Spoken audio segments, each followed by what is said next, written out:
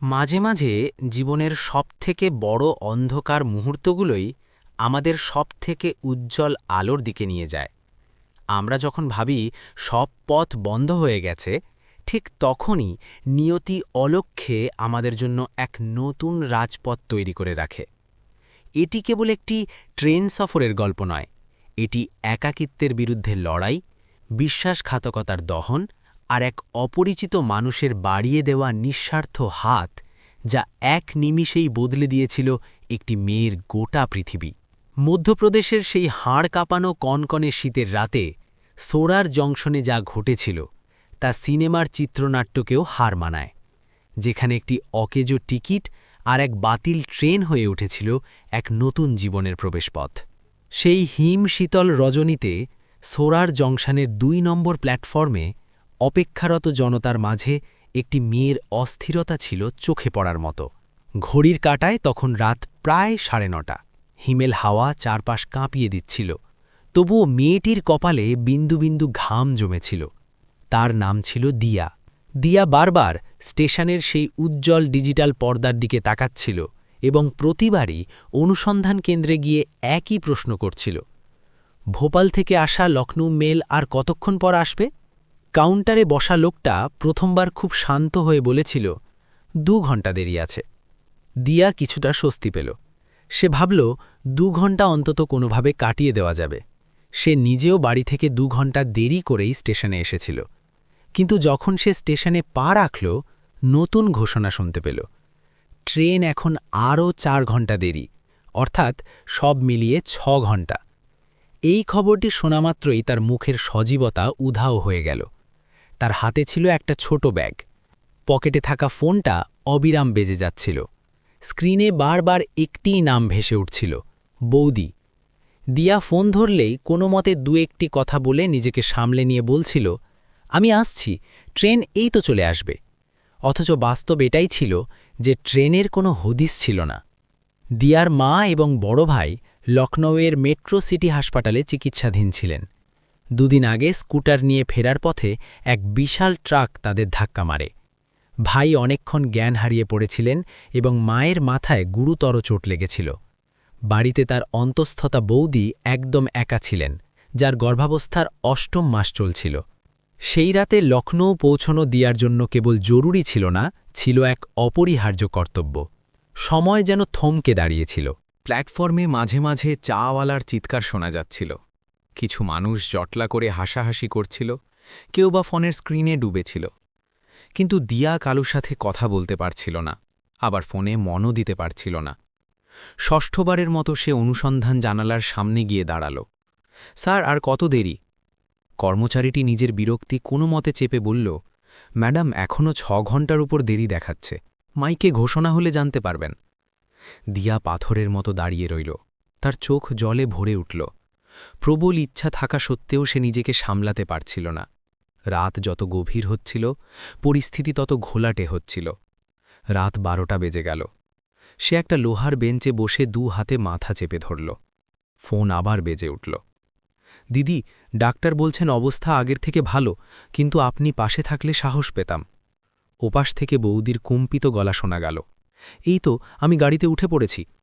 দিয়া এক বুক সাহস সঞ্চয় করে মিথ্যে বলল। সে জানত সত্যিটা বললে বৌদি আরও আতঙ্কিত হয়ে পড়বেন। রাত ১টার দিকে স্টেশনে নতুন নোটিশ টাঙানো হল, ট্রেন আরও ৪ ঘন্টা লেট, এখন মোট ১০ ঘন্টা অপেক্ষা। এই খবর শোনা মাত্রই দিয়ার মনের শেষ বাঁধটুকু ভেঙে গেল। সে জানালার পাশে দাঁড়িয়ে হুঁ হুঁ করে কেঁদে ফেলল। তার কান্নার শব্দ স্টেশনের কোলাহল ছাপিয়ে উঠছিল। জানালায় বসা কর্মচারীটির নাম ছিল রাকেশ। সে ঘাবড়ে গেল। এত বছরের চাকরিতে সে বহু মানুষের বিড়ম্বনা দেখেছে, কিন্তু এমন অসহায় কান্না সে খুব কমই দেখেছে। রাকেশ তাকে ইশারায় কাছে ডাকল। দেখুন, আমি আমার অভিজ্ঞতার নিরিখে বলছি, ট্রেনটি বাতিল হওয়ার সম্ভাবনা প্রবল। যদিও ঘোষণা হয়নি, কিন্তু পরিবেশ ভালো ঠেকছে না। দিয়ার মনে হলো পায়ের তলা থেকে মাটি সরে যাচ্ছে। স্যার, এমন কথা বলবেন না, আমাকে পৌঁছতেই হবে। অন্য কোনো ব্যবস্থা আছে কিনা দেখুন। রাকেশ সহমর্মিতার সাথে বলল, রাত অনেক হয়ে গেছে মা। দিয়া পুনরায় বেঞ্চে এসে বসল, তার চোখ মুখে এক শূন্য দৃষ্টি। ঠিক সেই সময় প্ল্যাটফর্মে দাঁড়িয়ে থাকা এক যুবক দীর্ঘক্ষণ ধরে তাকে লক্ষ্য করছিল। বয়স তার বছর ৩০, পরনে অতি সাধারণ পোশাক, কিন্তু হাতে দামি গাড়ির চাবি। তার নাম ছিল অর্ণব। সেও লখনৌ যাচ্ছিল, কিন্তু ট্রেনে নয়, নিজের ব্যক্তিগত গাড়িতে। কাজের সূত্রে সে সোড়াই এসেছিল এবং এখন ফেরার পথে ছিল। ট্রেনের এই জটলার কারণে সে এক বন্ধুকে বিদায় জানাতে স্টেশনে এসেছিল। দিয়ার এই বিধ্বস্ত অবস্থা দেখে অর্ণব নিজেকে আটকে রাখতে পারল না। ক্ষমা করবেন, আপনি কি খুব বিপদে পড়েছেন? দিয়া প্রথমে চুপ ছিল, পরে ধরা গলায় সব বলল। মা, ভাই, হাসপাতাল, একা অন্তস্ততা বৌদি আর ট্রেন বাতিলের আশঙ্কা। অর্ণব কয়েক মুহূর্ত চুপ করে রইল। প্ল্যাটফর্মের ঘড়িতে তখন রাত 1:20। সে বলল, আমিও লখনৌ যাচ্ছি, আমার গাড়ি বাইরেই আছে, আপনি চাইলে আমি আপনাকে পৌঁছে দিতে পারি। দিয়া চোখ তুলে অর্ণবের দিকে তাকাল। তার কানে নিজের শ্রবণ শক্তিকেও বিশ্বাস হচ্ছিল না। সত্যি বলছেন? হ্যাঁ, আমি এখনই রওনা দেব, ভোরের মধ্যে পৌঁছে যাব। দিয়া কয়েক মুহূর্ত দ্বিধায় ভুগল। অচেনা মানুষ, গভীর রাত, দুর্গম পথ, কিন্তু অন্যদিকে জীবন মৃত্যুর সন্ধিক্ষণে দাঁড়িয়ে থাকা তার পরিবার। সে এক লম্বা নিঃশ্বাস নিয়ে মৃদুস্বরে বলল, আমি যেতে রাজি। এবং সেই ক্ষণেই তার অগোচরেই তার জীবন এক সম্পূর্ণ নতুন ফাতে বইতে শুরু করল। দিয়া নিজের ব্যাগটা শক্ত করে আঁকড়ে ধরল এবং অর্ণবের সাথে স্টেশনের বাইরে পা বাড়াল। রাতের নিস্তব্ধতায় জংশনের হইচই পেছনে ঢাকা পড়ে গেল। পার্কিং এরিয়াতে একটা সাদা রঙের সুদৃশ্য গাড়ি দাঁড়িয়েছিল। বাইরের কনকনে হাওয়ায় হালকা কুয়াশা ভাসছিল। অর্ণব দরজা খুলে দিয়ে বলল, নিশ্চিন্তে বসুন, অনেকটা পথ যেতে হবে। দিয়া একবার চারপাশটা দেখে নিল। সবকিছুই স্বাভাবিক মনে হচ্ছিল, তবু তার বুকের ভেতর হৃৎস্পন্দন বেড়ে গিয়েছিল। নিজেকে কিছুটা সংযত করে সে সামনের আসনে বসে পড়ল। গাড়ি স্টার্ট হতেই কয়েক মিনিটের মধ্যে সোরার শহর ছাড়িয়ে গাড়িটি হাইওয়েতে গতি নিল। দীর্ঘক্ষণ দুজনেই নিশ্চুপ ছিল, শুধু গাড়ির ইঞ্জিনের গুঞ্জন আর পাশ দিয়ে চলে যাওয়া ট্রাকগুলোর আলো চোখে পড়ছিল। অর্ণবী নীরবতা ভাঙল। আপনি চাইলে আপনার বাড়িতে একবার ফোন করে দিতে পারেন, জানিয়ে দিন যে আপনি রওনা হয়েছেন। দিয়া ফোন মেলাল। বৌদি, আমি সড়কপথে আসছি, সকালেই পৌঁছে যাব। ফোন রাখার পর তার চোখে আবারও উদ্বেগের ছায়া নামল। অর্ণব শান্ত গলায় বলল, চিন্তা করবেন না, আমরা যথাসময়ে পৌঁছানোর জন্য আপ্রাণ চেষ্টা করব। গাড়িটি সুষম গতিতে চলছিল। ঘড়িতে তখন রাত 2টো। রাস্তা ছিল শুনশান। কিছুক্ষণ পর অর্ণব আলাপ শুরু করল। যদি কিছু মনে না করেন তো বলি, আপনি এত শক্তভাবে এই ঝড় সামলাচ্ছেন কি করে? দিয়া ম্লান হাসল। শক্ত? আমি তো স্টেশনে হাউমাউ করে কাঁদছিলাম। কাঁদা মানেই দুর্বল হওয়া নয়, অর্ণব উত্তর দিল। মাঝে মাঝে সেই মানুষটিই সবথেকে বলবান হয়, যে গোপনে চোখের জল ফেলে নিজেকে হালকা করতে পারে। অর্ণবের কথাগুলো শুনে দিয়া অনেকটা ভরসা পেল। প্রায় 2 ঘণ্টা অতিক্রান্ত হওয়ার পর দিগন্তের অন্ধকার কেটে আকাশ হালকা নীল হতে শুরু করল। ভোরের আগমনী বার্তা দিচ্ছিল চারপাশ। দিয়ার চোখ দুটো ঘুমে বুজে আসছিল। যদি ক্লান্তি লাগে তবে একটু চোখ বুঝতে পারেন, অর্ণব পরামর্শ দিল। না, আমি যদি ঘুমাই তবে আপনারও হয়তো তন্দ্রা চলে আসতে পারে, দিয়া জবাব দিল। অর্ণব মৃদু হেসে বলল, বেশ, তবে গল্প করতে থাকুন। তাদের কথা ধীরে ধীরে ব্যক্তিগত জীবনের গভীরে প্রবেশ করল। পড়াশোনা, ঘর সংসার, কাজ। হঠাৎ দিয়া একেবারে চুপ হয়ে গেল। তার ফোনে একটি কল এলো। কলটি ছিল তার বাল্যবন্ধু মৌমিতার। তুই কি কিছু জানিস গিয়া? মৌমিতার গলায় একরাশ দ্বিধা ছিল। কি হয়েছে রে? সায়ন আজ আংটি বদল নয়, সরাসরি বিয়েটা সেরে ফেলছে। দিয়ার মনে হলো সারা পৃথিবী যেন স্থির হয়ে গেল। কি বলছিস মো? ও তো বলল দেরি হবে। না দিয়া, আমি নিজের চোখে ওদের বিয়ের কার্ড দেখেছি, আজ সন্ধ্যায় লগ্ন। ফোনটা কেটে যেতেই গাড়ির ভেতর এক থমথমে নিস্তব্ধতা ছেয়ে গেল। অর্ণব বুঝতে পারল কোনো একটা বিপর্যয় ঘটে গেছে। সব কুশল তো? সে প্রশ্ন করল। দিয়া রাস্তার দিকে তাকিয়ে মরা গলায় বলল, কুশল আর কই। ধীরে ধীরে সে তার জীবনের এক গোপন যন্ত্রণার কথা অর্ণবকে খুলে বলল। সায়নের সাথে তার 2 বছরের গভীর সম্পর্ক ছিল, কত প্রতিশ্রুতি, কত স্বপ্ন, কত উজ্জ্বল ভবিষ্যৎ। আর এখন সব অস্বীকার করে সে অন্য কাউকে জীবনসঙ্গী করছে। হয়তো আমিই নির্বোধ ছিলাম, দিয়া অশ্রুসিক্ত কণ্ঠে বলল। অর্ণব কিছুক্ষণ গভীর চিন্তায় মগ্ন থাকল। তারপর বলল, মাঝে মাঝে মানুষ আমাদের জীবন থেকে বিদায় নেয়, যাতে আমরা সঠিক মানুষের সন্ধান পাই। সঠিক মানুষ? দিয়া কষ্টের হাসিতে বলল, এমন কাহিনী কেবল রূপকথায় দেখা যায়। না, অর্ণব দৃঢ় স্বরে বলল, বাস্তব জীবনেও এমনটা হয়, কিন্তু আমরা সময় মতো চিনতে ভুল করি। দিয়ার চোখ দিয়ে জল ঝরে পড়ল। সে হঠাৎ উন্মাদিনীর মতো বলল, আমি ওর সাথে শেষবার কথা বলতে চাই। নিশ্চয়ই, কল করুন। অর্ণব শান্তভাবে সম্মতি দিল। দিয়া সায়নের নম্বর মেলাল। কয়েক মুহূর্ত রিং হওয়ার পর ওপাশ থেকে এক নিস্পৃহ কণ্ঠস্বর ভেসে এলো। হ্যাঁ, সায়ন বলল। শুনলাম তুমি আজ বিয়ে করছো? দিয়া সরাসরি প্রশ্ন করল। হ্যাঁ, তাতে কার কি? আমাদের ওইসব কথা, ওইসব প্রতিজ্ঞা? দিয়ার হাত থরথর করে কাঁপছিল। আমি তোমাকে ছাড়া ভাবতেই পারি না, সায়ন। দেখো দিয়া, সস্তার নাটক বন্ধ করো। সায়ন মাঝপথে রুক্ষস্বরে থামিয়ে দিল। তোমার যা ইচ্ছে করো, আমিও সবে নেই। ফোনটা কেটে গেল। গাড়িতে শুধু দিয়ার কান্নার শব্দ গুমড়ে মরছিল। অর্ণব গাড়ির গতি একটু কমিয়ে দিল। যে আপনার মর্যাদাই বোঝে না, তার জন্য এক ফোঁটা চোখের জলও অপচয়। দিয়া প্রথমবার অর্ণবকে ভালো করে পর্যবেক্ষণ করল। অর্ণবের চোখে না ছিল করুণা, না ছিল লোক দেখানো কোনো সহমর্মিতা। সেখানে ছিল কেবল এক অকৃত্রিম উদ্বেগ। সূর্য তখন তেজ ছড়াতে শুরু করেছে। তারা উত্তরপ্রদেশের সীমানা পেরিয়ে এগিয়ে চলেছে। একটু বিশ্রাম নেওয়া প্রয়োজন, অর্ণব বলল। একটানা গাড়ি চালানো খুব চাপের। একটি হাইওয়ে লজের সামনে গাড়ি থামল। একটি ঘর নেওয়া হলো।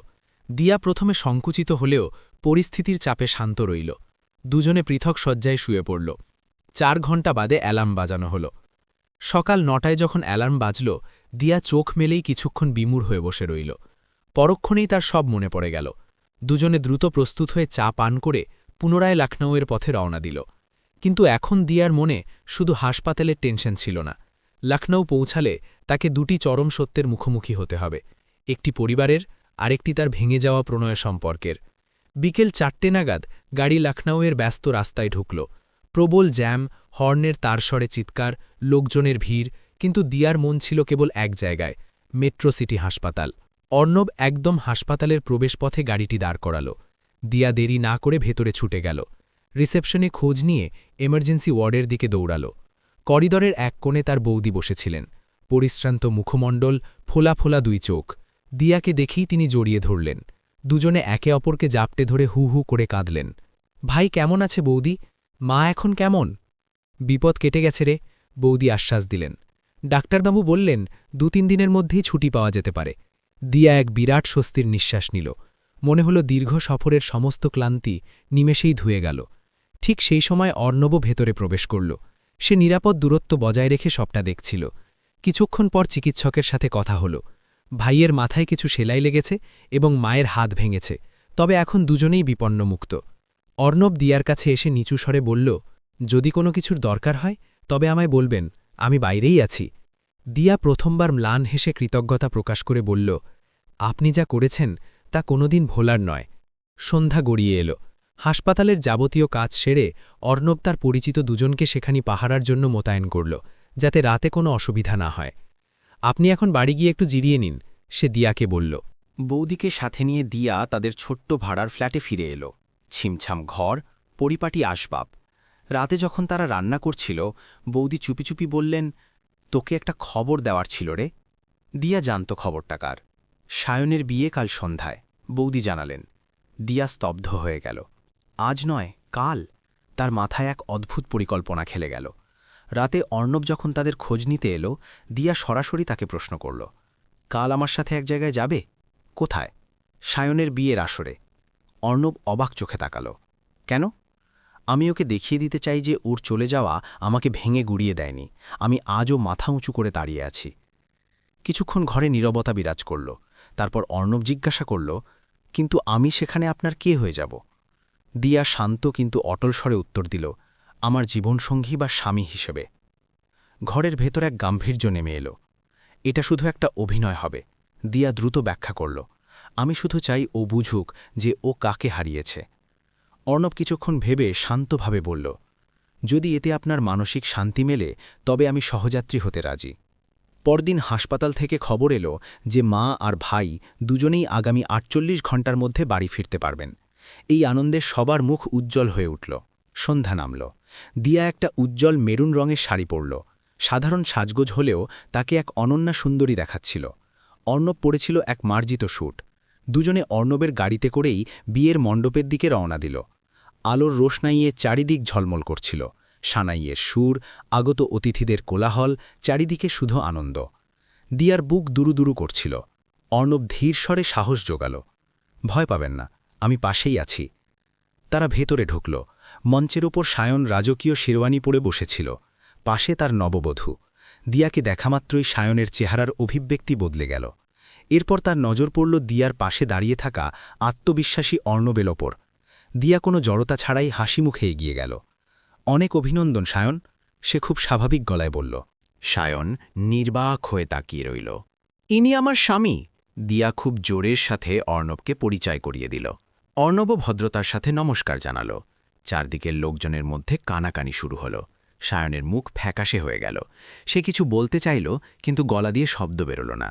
জীবন জীবনের মতো এগিয়ে যায় সায়ন, দিয়া বলল। আর আমি আজ সত্যি খুব সুখী। তার কথায় কোনো আক্ষেপ ছিল না, ছিল এক জয়ী হবার আনন্দ। কয়েক মিনিট সেখানে থেকেই তারা বেরিয়ে এলো। গাড়িতে ওঠার পর দীর্ঘক্ষণ কেউ কোনো কথা বলেনি। শেষে অর্ণব জিজ্ঞাসা করল, কেমন লাগছে এখন? দিয়া জানালার বাইরের অন্ধকারের দিকে তাকিয়ে বলল, খুবই অদ্ভুত, কিন্তু নিজের ভারমুক্ত লাগছে। কেন? কারণ আজ আমি অনুধাবন করতে পারলাম, যাকে আমি জীবনের সব ভেবেছিলাম সে আমার অযোগ্য ছিল। অর্ণব হেসে বলল, আর যে সারা রাত আপনার জন্য স্টিয়ারিং ধরে বসেছিল। দিয়া অপলক দৃষ্টিতে অর্ণবের দিকে তাকাল। সেই চাহনিতে কোনো প্রতিশ্রুতি ছিল না, কোনো তাড়াহুড়ো ছিল না, ছিল কেবল এক গভীর আস্থা। এবং সম্ভবত সেই আস্থাই ছিল তাদের সম্পর্কের প্রাকলগ্নের সূচনা। বিয়ের সেই অধ্যায়টি চুকে যাওয়ার পর তাদের মাঝে কোনো বড় সিদ্ধান্ত হয়নি, কিন্তু অলক্ষ্যে এক অদৃশ্য সুতো তাদের বেঁধে ফেলেছিল। এখন আর তাদের কথা কেবল প্রয়োজনের মধ্যে সীমাবদ্ধ ছিল না। হাসপাতালের তদারকি, পথ্য কেনা, বৌদির যত্ন নেওয়া, সব কিছুতেই অর্ণব ছায়ার মতো সাথে থাকল। দুদিন পর মা ও ভাইকে বাড়ি ফিরিয়ে আনা হলো। বাড়ির পরিবেশ আবার সজীব হয়ে উঠল। কয়েকদিন বাদেই বৌদির সন্তান প্রসবের সময় ছিল, তাই বাড়ির সবাই বেশ সতর্ক ছিল। অর্ণব প্রতিদিন আসত না ঠিকই, কিন্তু ফোনের ওপাশ থেকে নিয়ম করে খোঁজ নিতে ভুলত না। দিয়াও এখন অর্ণবের কণ্ঠস্বর না শুনলে অস্থির হয়ে পড়ত। এক পড়ন্ত বিকেলে দিয়া ছাদে দাঁড়িয়ে নিজেকে প্রশ্ন করছিল, এটা কি কেবলই কৃতজ্ঞতা, নাকি এর বাইরেও কিছু? ঠিক তখনই অর্ণবের ফোন এলো। একটু নিচে আসবে?